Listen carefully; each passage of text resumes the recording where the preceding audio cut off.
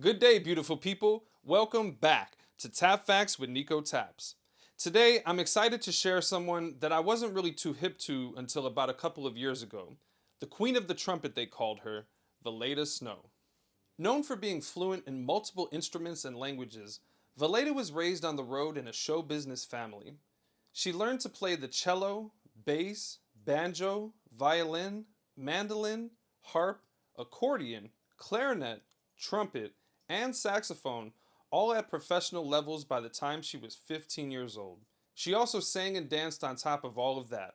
Skipping ahead in her career, in 1928 she was performing in Chicago at the Sunset Cafe, where she played the trumpet and she sang.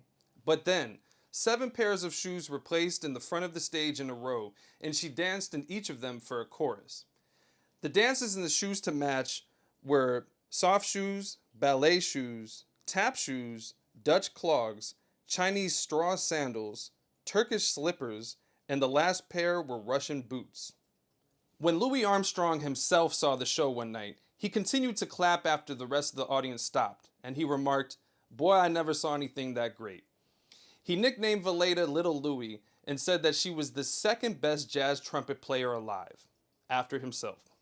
Unfortunately, despite her talent, she had less opportunities than her male peers to hold residencies as a band leader at clubs in New York and Chicago, so she toured instead, playing concerts throughout the US, Europe, and China. When I first learned of her, it was through a YouTube clip from a Tim Reed documentary, Valaida Snow, Queen of the Trumpet, from 2004. And in this clip, Fayard Nicholas of the Nicholas Brothers speaks on how amazed he was after seeing her perform for the first time. But then, they shared one of the most fascinating facts I had heard about her marriage to Ananias Berry from the famous tap trio, the Berry Brothers. I'm still getting through this book that I found and purchased less than a week ago, Resurrecting Valaida Snow.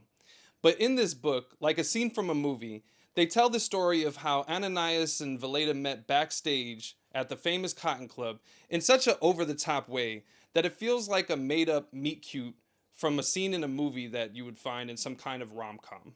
Now, this book does say based on a true story, so I'll have to fact check some more things before I share more.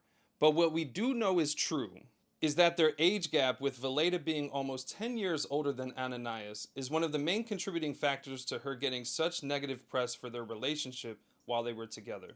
That and people blaming her for breaking up the well-respected and profitable trio when Ananias left the group to start performing and touring with Valaida. Regardless, she was an exceptional performer and definitely someone that you should know. Thanks again for tuning in, and don't forget to follow us for more tap history. Peace!